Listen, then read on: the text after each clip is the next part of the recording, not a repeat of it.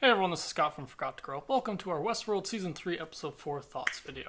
Just finished watching the latest episode of Westworld on HBO, and I'm just going to be sharing my general thoughts on the latest episode.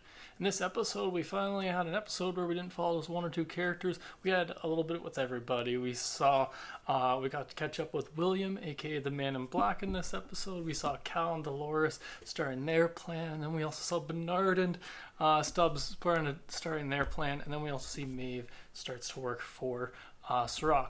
And so this episode I liked because we did, like I said, it was a little bit more bouncing around between all these, all the different characters and their different storylines, which we've set up in these first three episodes. And now we're starting to kind of roll a little bit, see how they kind of interplay a little bit. At one point in this episode, we even see Dolores's plan and Bernard's plan kind of overlapping a little bit, that being because Bernard's plan is to stop Dolores.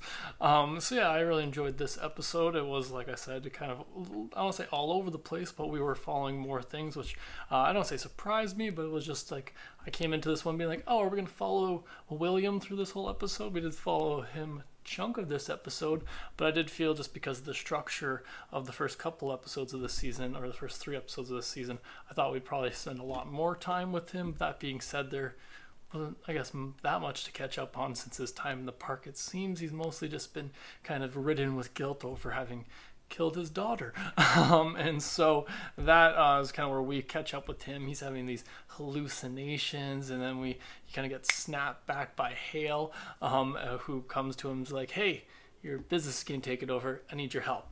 And he's like, I left you in charge. Oh, why couldn't you handle this? And she's like, shit happens. So I kind of like that, Hale has to come in and kind of snap him back into action, kind of snap him out of this grief-stricken state that he was in, and doesn't completely come out of it because he's still seeing these hallucinations of his daughter. But yeah, so we see that she's trying to get him to help her save the company from being taken over from Soraka in this one, and so that's pretty much all we spend the whole time with William in this episode. So I was a little surprised, like I said, when we started off the episode with him. I was like, oh, okay, we're going to spend the whole time with him. We're going to catch up a little bit more, or maybe his how he kind of fits into this plan. And we do find out how he fits into Dolores's plan in this one, which is Hale ends up getting him committed to a mental institution for being mentally unstable, which is slightly fair because he is seeing hallucinations of his daughter and he doesn't have the most stable behavior, but most of that we've seen is also in a theme park. But that being said, it was a kind of interesting turn. I like that it was set up at least in a way that I didn't see it coming. She set him up in a very kind of I thought clever way, at least, like, being like, hey, I actually need your help for a stockholder or shareholder meeting, and then, ends up, but being out knowing that he's in this unstable mental state, she's able to take advantage of that and get him committed to a mental institution or a mental hospital. And so, yeah, that part I was just like, oh, okay, so that was interesting to kind of see, and it'll be interesting to see where, if we kind of just leave his story there, or if he somehow maybe gets out, or if we're going to explore more about his character in general at all. I don't know if this is just their way of sidelining the character completely, but I hope not, because I like William's character. I do like exploring that a little bit, kind of, especially his kind of existential identity crisis that he's been going through this whole time. His whole character is based around, and so I do kind of connect with that. So I kind of hope we get a little bit more, see him maybe maybe he gets rescued or taken out by Bernard or Maeve, who knows. So I do hope we go more with his character. So yeah, like I said, we had a little bit with each of the characters. This one we see a little bit with Cal and Dolores, and they're starting to implement her plan, which involved going to a party and kidnapping her boyfriend.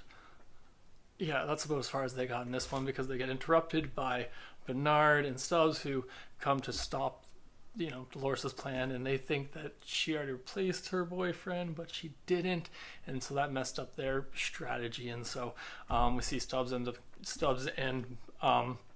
Dolores end up getting in a nice hand-to-hand combat fight, which I'm liking about this season. Last season or the previous seasons have been all gunfights because it's the Old West. So I like that we get to see these, the hosts being stronger and faster than regular humans, and then being able to see them going toe to toe with one another. So I did enjoy seeing that little brief fight scene between them. So that was just fun. What else did we get in this episode? Yeah, Bernard the Stubbs. That was very short little bit with them. Like I said, they tried to stop Dolores and then they failed.